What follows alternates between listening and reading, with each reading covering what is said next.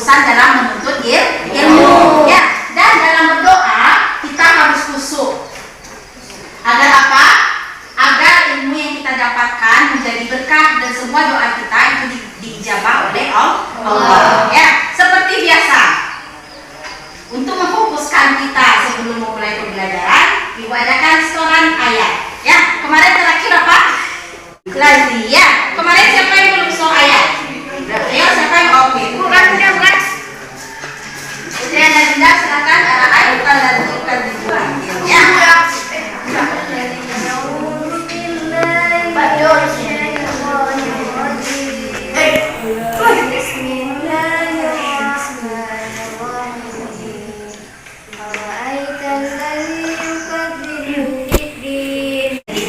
kan ya. Belum lagi audit hadir kemarin. Ayat Lazi ya, silakan. A'udzu billahi minasyaitonir rajim. Bismillahirrahmanirrahim. Ara'aital ladzi yukadzibu bid-din fadzalika alladzi yad'u al-yatim. Alhamdulillahirabbil alamin. Semoga dengan setoran ayat ini kita lebih fokus untuk menghadapi pembelajarannya. Fokus ini sangat dibutuhkan, Nak. Kenapa? Karena kalau kita sudah fokus dalam belajar, ilmu yang kita dapatkan itu lebih sampai nanti kepada kita. Ya, oke? Siapa yang dah hadir pada hari ini? Iswati mana dia? Ya, ada barangkali. Ya. Oke, sebelum memulai pembelajaran, Ibu ingin menyampaikan dulu tujuan pembelajaran kita pada hari ini ya.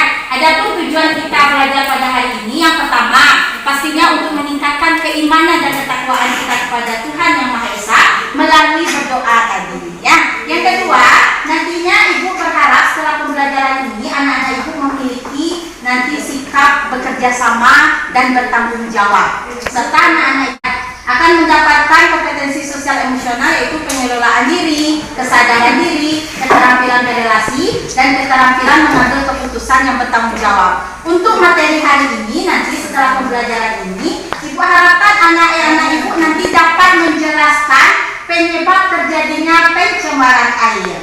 Dan yang terakhir nanti dapat menyajikan suatu karya tentang pencegahan pencemaran air. Oke, siap untuk belajar pada hari ini? Sekarang anak-anak Ibu sudah duduk berkelompok.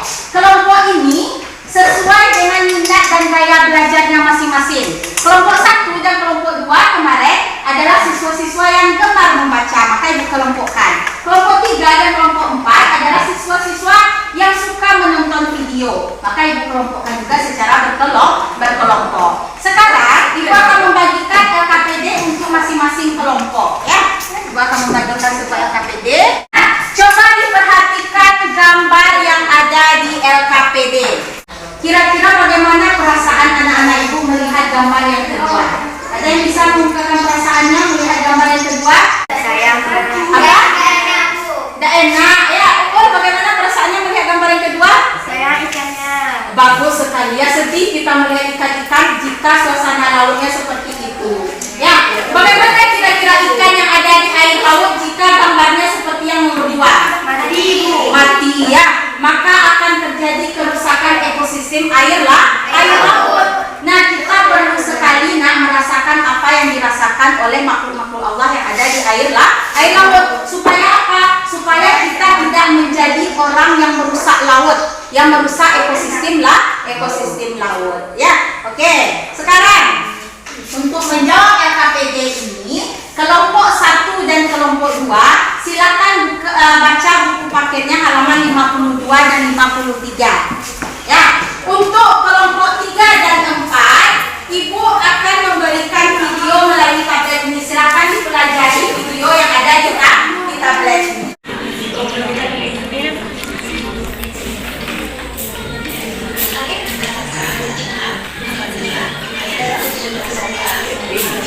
Cuci, masak, dan lain-lainnya.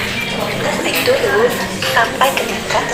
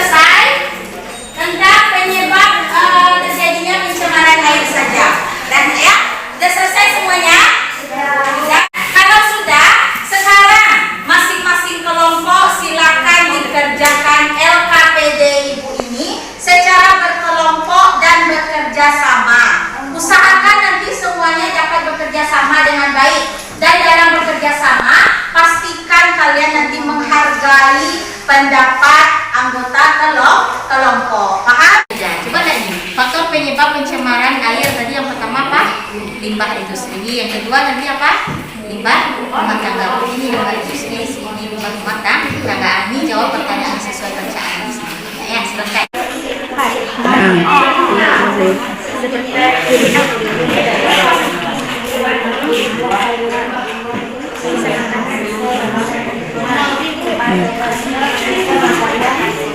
Sudah nak? Boleh lanjutkan tuh.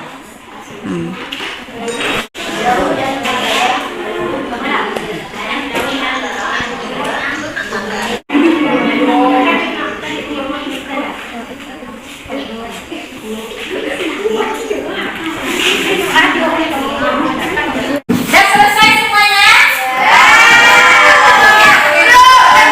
Oke, sekarang kita bahas bersama dulu mengenai APBD yang sudah diisi oleh Fauzan Khairul. Ya, kita akan menjelaskan tentang faktor penyebab terjadinya pencemaran air. Yang pertama, faktor yang pertama kelompok 1 apa? Faktor yang pertama?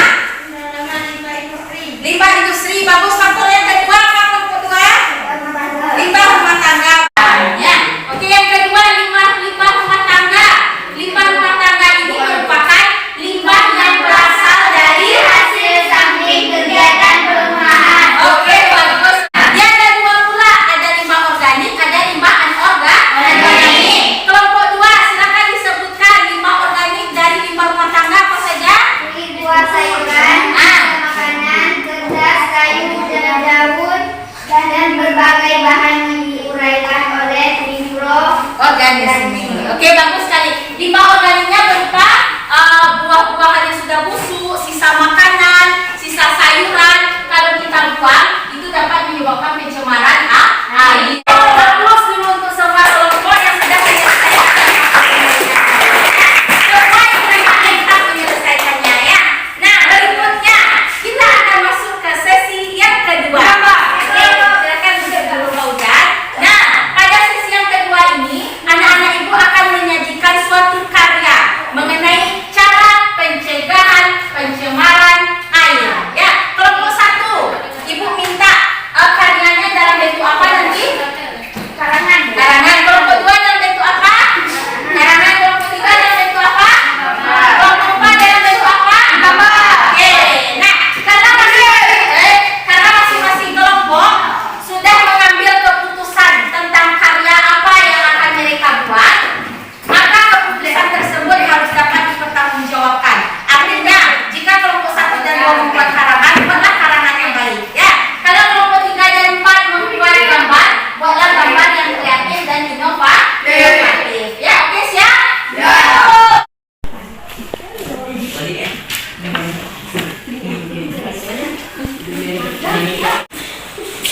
Gambarnya menang.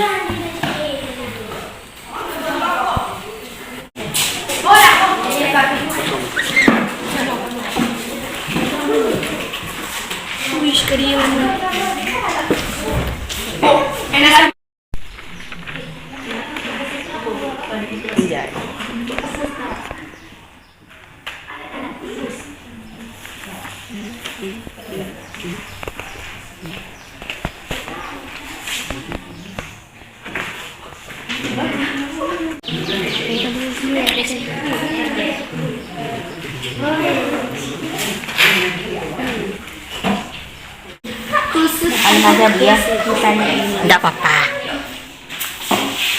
Aku paling tidak dari saya Pak. Ya, sudah? Kita sudah melihat semua hasil karya anak-anak ibu, semuanya bagus dan menarik sekali ya. Oke, ibu minta 2 orang untuk mempresentasikan apa yang sudah dibuatnya. Yang pertama ibu ambil perwakilan dari kelompok yang menggambar. Oke, Ulfia Munira, silakan dibawa gambarnya ke depan diperlihatkan sama kawannya ya. Bagaimana cara mencegah ini dia gambar Ulfia ya. Ulfia membuat sebuah gambar yang bercerita tentang cara mencegah pencemaran air. Ya, dengan cara apa Ulfia misalnya tulisannya? Stop buang sampah sembarangan kata Ulfia. Oke, aplaus untuk Ulfia dulu. Yang kedua dari karangan, silakan Putriana Dinda dibacakan sedikit karangannya yang sudah dibuat. Ke depan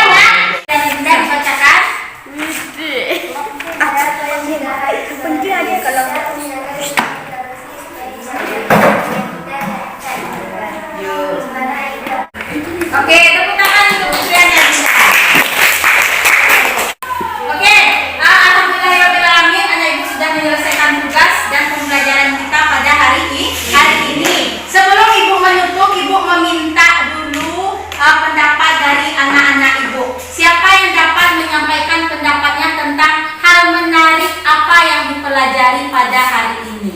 Putriana Dinda?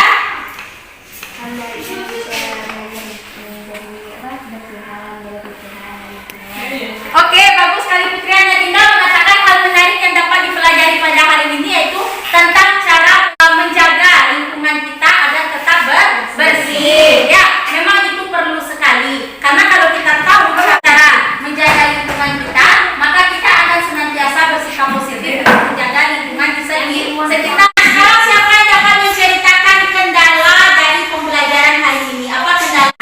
Nggak, Elvandi ditanyakan Elvandi kendalanya. Dalam mengarang, Elvandi. Nah, kenapa? Dalam mengarang. Oke, Elvandi bilang halangannya dalam pembelajaran hari ini adalah susah mencari inspirasi untuk mengarang ya. Jadi cara mengatasinya Elvandi kita harus banyak membaca. Kalau kita banyak membaca, maka karangan kita itu menjadi lebih baik dan lebih lancar ya. Oke, sampai di sini dulu pembelajaran kita pada hari ini. Maka dapat kita simpulkan bersama Al-Quran, dapat kita simpulkan bahwasanya penyebab terjadinya pencemaran air yang pertama ada dari limbah industri, yang kedua dari limbah apa? Rumah tangga ya. Sebelum menutup ada renungan sedikit bagi kita ya.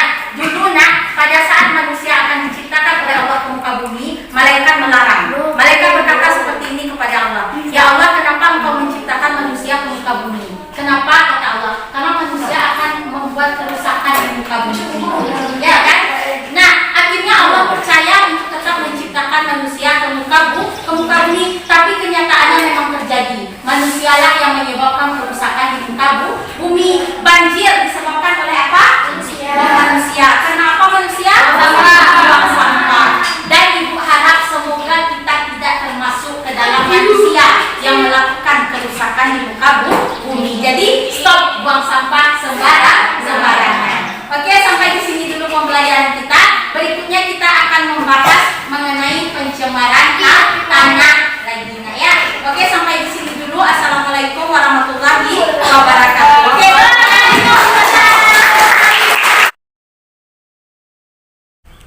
adapun perasaan saya setelah melaksanakan pembelajaran diferensiasi dan KSE, pastinya saya merasa sangat senang. Selain itu, saya juga merasa sangat tertantang. Kenapa? Karena ini merupakan sesuatu yang baru bagi saya. Bagaimana saya melaksanakan sebuah pembelajaran sesuai dengan minat siswa, kesiapan siswa, dan gaya belajar siswa. Hal yang membuat saya tertantang lagi adalah bagaimana saya mempersiapkan sebuah perencanaan dalam proses pembelajaran. Sebelum membuat perencanaan pembelajaran, terlebih dahulu saya harus melakukan pemetaan terhadap minat belajar siswa dan gaya belajar siswa melalui sebuah angket. Dari hasil angket tersebut, saya mendapatkan bahwasanya siswa saya tersebut ada yang gemar membaca dan ada yang gemar menonton video. Berdasarkan dari minat tersebut, maka saya susunlah sebuah perencanaan pelajaran dalam RPP pembelajaran diferensiasi dan memasukkan kompetensi sosial emosional dalam proses pembelajaran tersebut. Hal yang saya pelajari dari pelaksanaan aksi nyata modul 2.2 mengenai pembelajaran diferensiasi dan pembelajaran sosial emosional adalah yang pertama, saya mendapatkan ilmu bagaimana cara memetakan minat dan gaya belajar siswa. Yang kedua, saya mendapatkan ilmu baru tentang cara pembuatan RPP pembelajaran berdiferensiasi dan memasukkan kompetensi sosial emosional yang harus dicapai oleh murid dalam pembelajaran tersebut. Yang ketiga, saya belajar bagaimana mempersiapkan media pembelajaran sesuai dengan minat dan gaya belajar siswa. Dan yang keempat, pastinya saya mendapatkan pengalaman baru bagaimana cara menerapkan pembelajaran berdiferensiasi dan pembelajaran sosial emosional. Pastinya ini bukan sesuatu yang mudah. Saya mengalami banyak kendala dalam melaksanakan aksi nyata modul 2.2 ini. Kendala terberat saya adalah yang pertama, bagaimana saya membuat perencanaan pembelajaran sesuai dengan minat dan gaya belajar siswa saya tadi. Selain dari siswa yang gemar membaca dan menonton video, siswa juga memiliki keterampilan yang berbeda, seperti ada yang suka menulis dan ada yang suka menggambar. Jadi tantangannya bagaimana saya menyusun sebuah perencanaan pembelajaran sesuai dengan minat dan gaya tersebut. Dengan pembelajaran diferensiasi, maka guru dapat memenuhi kebutuhan belajar siswa yang beraneka ragam. Hal ini pastinya sesuai dengan tuntutan pendidikan menurut pemikiran Ki Hajar Dewantara, bahwasanya seorang guru itu tugasnya hanya menuntun. Karena apa? Karena setiap murid itu sudah memiliki potensi dan kodratnya masing-masing. Di sanalah tugas guru, bagaimana guru memanfaatkan minat dan gaya belajar siswa tersebut agar pembelajaran menjadi lebih bermakna. Dan pembelajaran diferensiasi dan pembelajaran sosial emosional ini sangat sinkron dengan pemikiran Ki Hajar Dewantara, bahwasanya anak harus merdeka dalam belajar. Artinya, anak harus mendapatkan pembelajaran sesuai dengan kebutuhannya masing-masing. Dan rencana saya ke depannya adalah saya akan berusaha untuk lebih menggali potensi yang ada pada siswa atau anak saya, baik dari segi kesiapan belajarnya, dari segi minatnya, dan dari segi gaya belajarnya. Berikutnya, saya akan lebih banyak membaca buku-buku referensi mengenai pembelajaran diferensiasi dan bagaimana cara menggali potensi siswa agar siswa nantinya dapat memiliki kompetensi sosial emosional. Dan setelah itu, pastinya saya akan lebih intensif dalam menerapkan pembelajaran diferensiasi dan pembelajaran sosial emosional ini agar para siswa bisa menjadi pelajar Pancasila yang sesungguhnya sesuai dengan tuntutan Merdeka Belajar dan pemikiran filosofis Ki Hajar Dewantara.